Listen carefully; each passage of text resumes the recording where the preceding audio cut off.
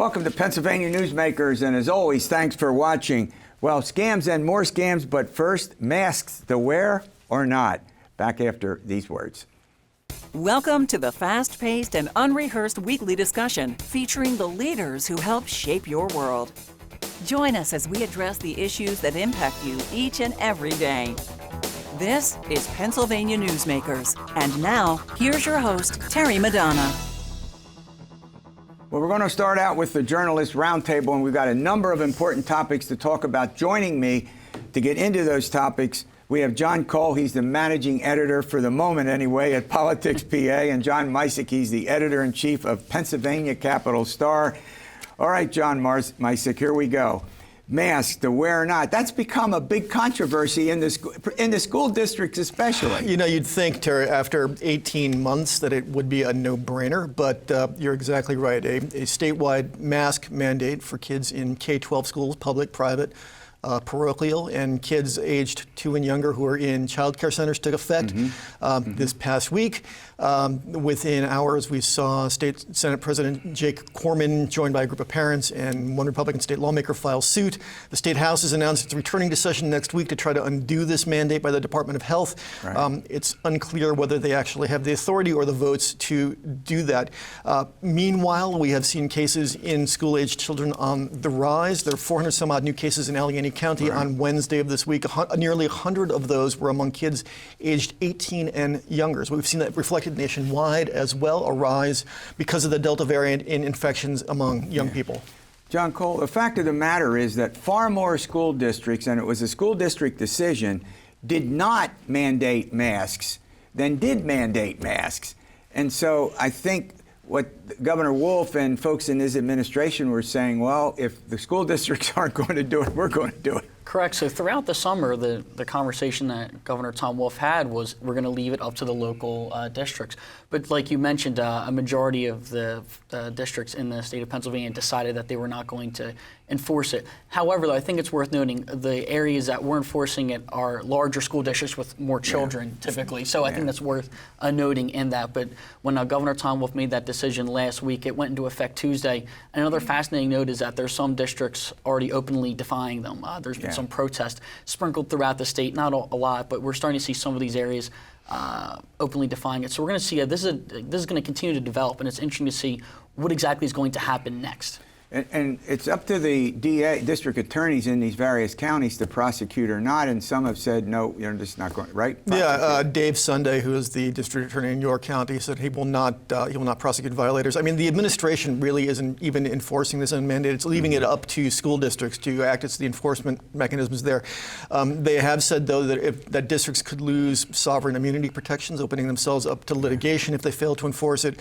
So it's sort of it's the same approach that we saw throughout the pandemic from the administration, trusting Pennsylvanians' better angels to prevail, although that's not been an effective strategy, really. All right, so the bottom line here is the jury is still out as to whether it's legal or not, correct? And we're likely to get a court decision. Yeah, it could end up in the Supreme Court. Yeah, Commonwealth Court, I think, is going to hear it next week. That's a Republican-heavy court. It will end up, no doubt, in the state Supreme Court, which has a progressive majority.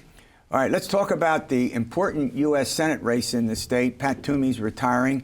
And I count something like 13 Democrats who want to be the Democratic candidate and 11 or so Republicans.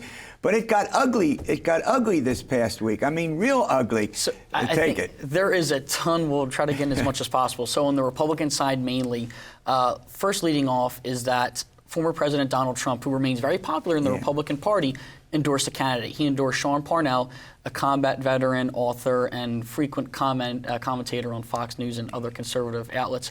He was endorsed. He ran for Congress in 2020 against Conor Lamb lost, but he built up a profile. Sure. And when he announced for Senate, again, Parnell and Donald Trump Jr. seemingly had this long-standing relationship. Although it's a crowded field, Trump made that endorsement, and that's a big deal in today's Republican politics in Pennsylvania as well. Following that, just a few days after, Senator Pat Toomey, who was on the way out, not seeking re-election, did a CNBC interview and said Donald Trump should not be the nominee. And although Toomey and Trump didn't see eye to eye on things, it's worth noting that Toomey voted for Trump in 2016 and 2020. Even though he wasn't actively campaigning for him, he is endorsed it. He supported his presidency and the fact that he voted for him.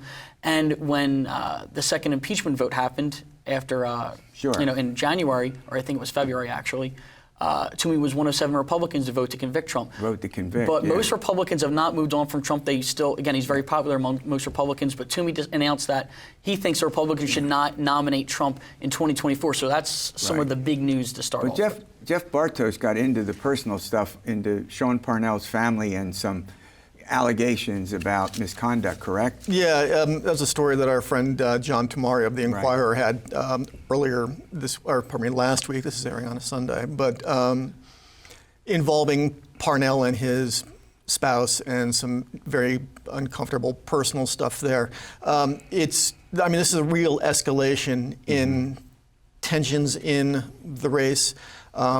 Bartos, for a little while there, people were thinking of him as perhaps the putative frontrunner, though I'm loath to use that term. Parnell really seized the spotlight with, as John Cole said, with this Trump endorsement. So you saw Bartos come out swinging this week, arguing that this family matter was now therefore disqualifying. Parnell also has punched back very hard. All right, we're going to run to a break. We're going to talk about Texas and abortion and how it could impact Pennsylvania, and we'll do that after these words. This broadcast of Pennsylvania Newsmakers is presented by the Pennsylvania Chamber of Business and Industry, the statewide voice of business, and by the Pennsylvania State Education Association and Partners for Public Education, bringing the power of a great education to our schools, our students, and our communities.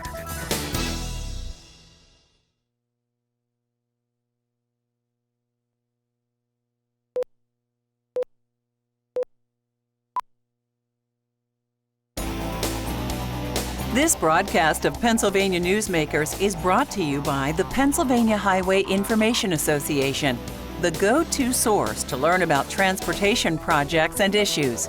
Please visit pahighwayinfo.org. And by the Pennsylvania Manufacturers Association. Business in Pennsylvania is our business. All right, let's chat about Texas and the abortion law there and how it could impact the state of Pennsylvania. John Micek, take it. What's the Texas abortion law? Start with that. Terry, this is one of now the most restrictive abortion law in the country. It's a so-called heartbeat bill that would ban abortions at as early as 6 weeks, which is before most people who get pregnant know that they are even pregnant. Highly restrictive, most likely unconstitutional. The U.S. Supreme Court declined to act on a petition to block it sort of in the dead of night. The law took effect and has now become one of the central political issues in the country. For the last 7 or 8 years, we have seen bills like this pop up again and again in the Pennsylvania General Assembly. There has been one thing standing in the way of that, and that's Democratic Governor Tom Wolf, who has been a guaranteed veto on any kind of anti-abortion legislation. As we know, Governor Wolf is leaving office in 2022. Republicans are now looking ahead to that and saying in the post-Wolf era, will they have a Republican governor who will be more friendly to this kind of legislation? That in turn is up the stakes for Democrats to elect a governor who will act like Wolf and stand as a bulwark against this kind of legislation. It was already a high stakes race, an open seat race always is, but this new wrinkle in Texas has added sort of that much more free zone and drama to the contest. Yeah. How much media coverage it's gotten considerable media coverage, hasn't it? Oh, it truly has. Again, as soon as that decision was made known in Texas, I mean, you've seen a ripple effect across states across the nation, truly discussing legislation like this. Specifically, conservative states have talked about enacting it. And again, with Pennsylvania having a Republican majority in the state House and state Senate, we've seen, like John said, similar bills have already been introduced in the past. But like he said, Governor Tom Wolf has been a sure-stead veto. He's made it very clear he would veto it. But now with this race, it's already stuck out as a talking point that, and voters want to know where will they stand on the matter if they are elected in 2022. Before I let both of you go, voting fraud has become a very, very important issue again. We had Doug Mastriano, state senator from Franklin County, weigh in.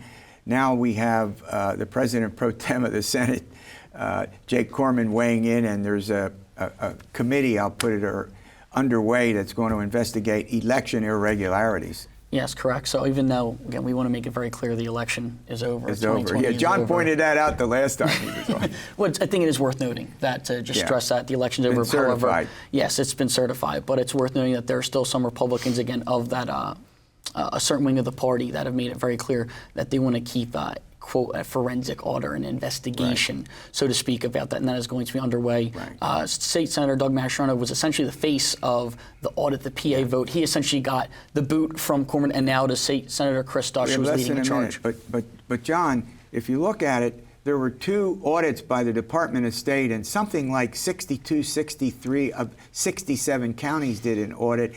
And there's no evidence of widespread fraud, or am I out of it? No, that's why you'll hear barking and whinnying coming from the direction of the state capitol with this latest dog and pony show from the Republican-controlled state Senate. This issue, as John Cole said, has been thoroughly litigated. The House State Government Committee held a dozen hearings. There's an election integrity commission in the state Senate that went about similar work. The results have been certified. The lawsuits have been rejected. Joe Biden is the president. This is a pointless exercise, wasting the taxpayers' money when lawmakers could be doing any number of things. Mm-hmm. All right, thanks for coming on. All right, it's your money, scams and more scams. We'll take that up after the break. This broadcast of Pennsylvania Newsmakers is brought to you by Cross-State Credit Union Association. Credit unions, where people are worth more than money. To find a credit union that is right for you, go to ibelong.org. And by the Energy Association of Pennsylvania, Pennsylvania's energy information source.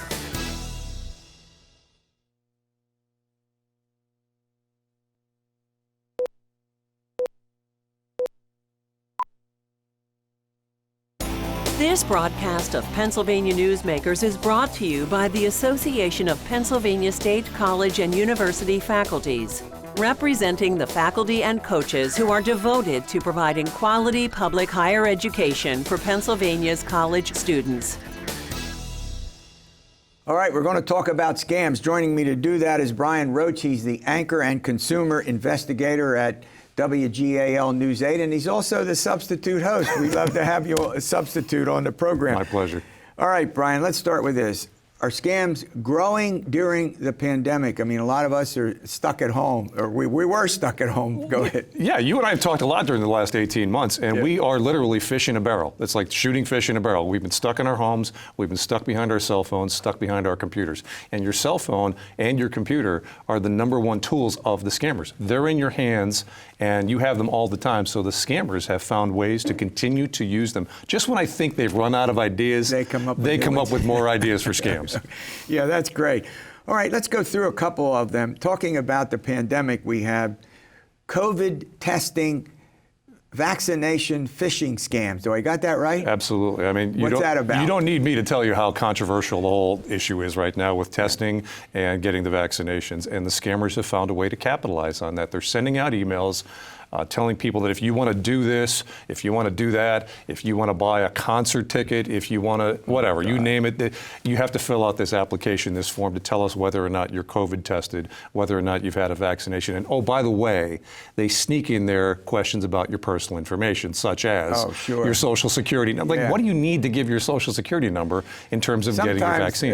A normal business, they might ask you for the last 4 digits, right? Right. The last 4 digits.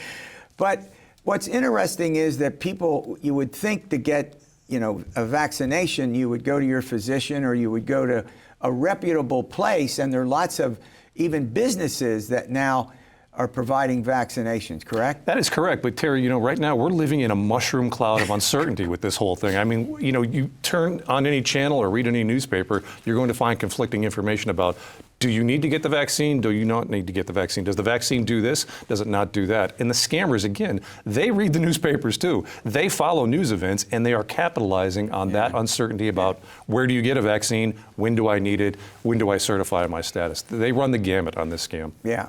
And as you accurately point out, they've been growing.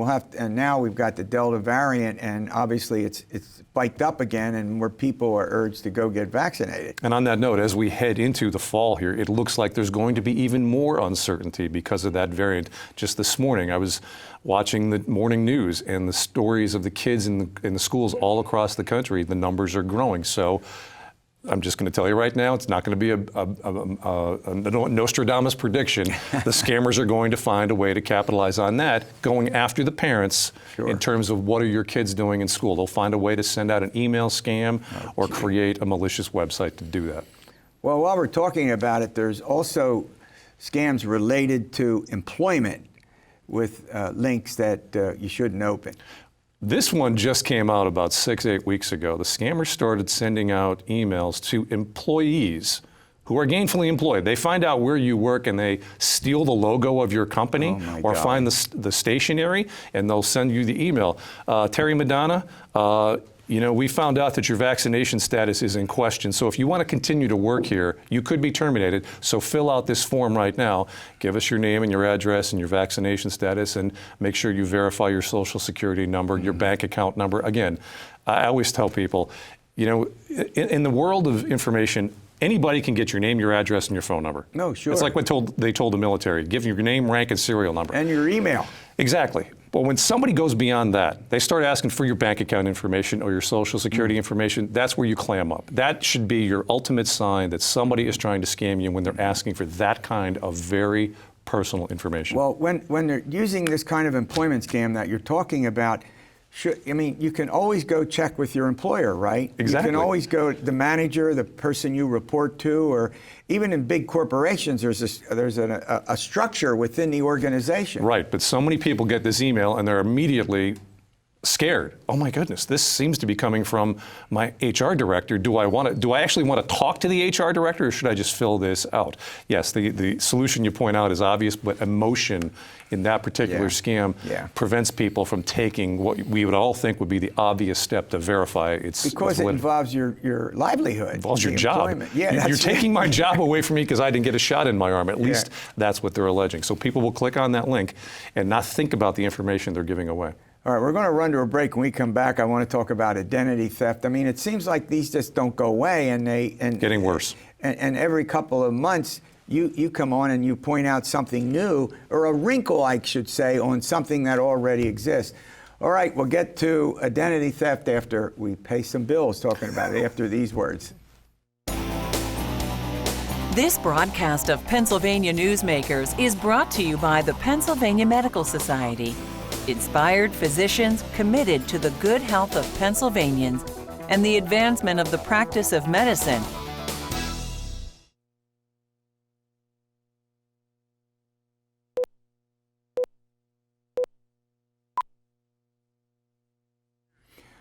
All right, we're going to talk about identity theft, and that's where victims learn through letters from the state notifying them that their claim has been turned down. So what's that all about? Unemployment compensation fraud may be the #1 fraud in the country right now. I just read something a few days ago that it's estimated that about 50% of the unemployment claims filed in this country right now, all across the country, may be fraudulent. And people are having their fraud claims, stopping their unemployment payments. It's just bogging up the whole system. It is a major, major problem in the country right now. You know, to echo John Micek, you had him on earlier in the show, and John said there's a lot of other issues that lawmakers in Pennsylvania are concerned about right now, and there's other issues that they should be focused on. This, in my opinion, is the #1 problem in Pennsylvania right now, unemployment compensation fraud.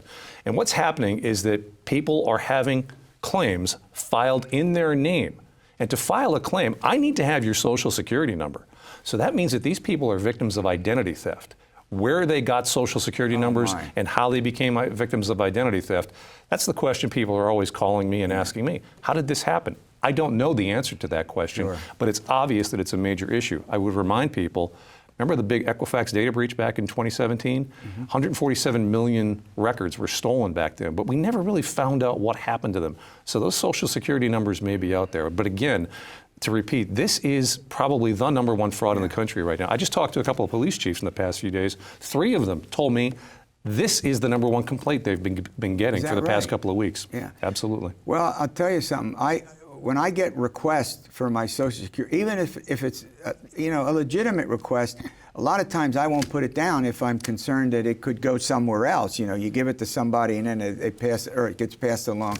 And a lot of people, Terry, they're finding out about this when they're getting letters from other states. Dear Terry Madonna, from the state of Kentucky, state of Illinois, state, you name it, they're telling you that your unemployment compensation claim has been denied. That's a good thing. That means they're not giving out money to someone who is a scammer, but it also means, most importantly, someone tried to file a claim in your name and they have to have your social security number to do that. So when anyone's contacting me, telling me they're getting one of these letters, I tell them two things. One, contact the state, let them know you didn't file a claim. And two, unfortunately, I have to tell them, you're now an ID theft victim, and I send them information on how to try to recover from that. But that, in my opinion right now, is the #1 fraud in the country. Yeah. Well, I'll tell you, we've had, a large number of people, unemployment, even though you see help wanted signs on virtually every retail shop and even small businesses trying to find people. But the large number of folks who've been unemployed during the pandemic just plays right into it. It does in a way, but a lot of these people have been telling me that they have been trying to get their unemployment money for a year and a half, but at the same time they're getting letters from other states saying that they applied for unemployment there. So the system, it's got a problem. It's got a problem, and lawmakers need to address this. All right, one more scam. Do I got this right? Venmo? Venmo. What is Venmo? Venmo is an app that we can have on our phone to send money to each other. Now, you and I are old school. If I owe you money from a golf bet, okay, I'll give you cash, or I'll write you a check. But Venmo is a cash app that a lot of the younger folks are using, and you and I are not among the younger folks. But what's happening is that scammers are going on and say you and I have Venmo accounts. They're copying my account, and they're changing maybe 1 or 2 letters in the email address or the identification thing, and then pretending to be me. So when you send me money, it's not going to me, it's going to somebody else. And this scam just surfaced about 6 weeks ago. So if you have Venmo, if you have one of these cash apps, you need to be really careful when you're transferring money. But this one, I did want to quickly mention that one. Well, how omnipresent is it? Again, it just happened a couple of weeks ago. It's relatively new. We just found out, I'm going to say about 6 weeks ago. It's probably been around a little bit longer than that, because once a scam does hit, it takes a while for consumers to actually report it to law enforcement. Because again, as you and I have talked, when someone's a scam victim, they're embarrassed. They don't want to report it right away. That's an interesting point. I'll tell you, if it's about money, I want the money back. Forget the embarrassment, right? It will be the angry consumer who lost the money. They'll be the one to finally report it. But some people, most people, will say, you know what, I got had in this scam. I'm too embarrassed. I don't want to tell anybody about it. And then they just take the loss and move on.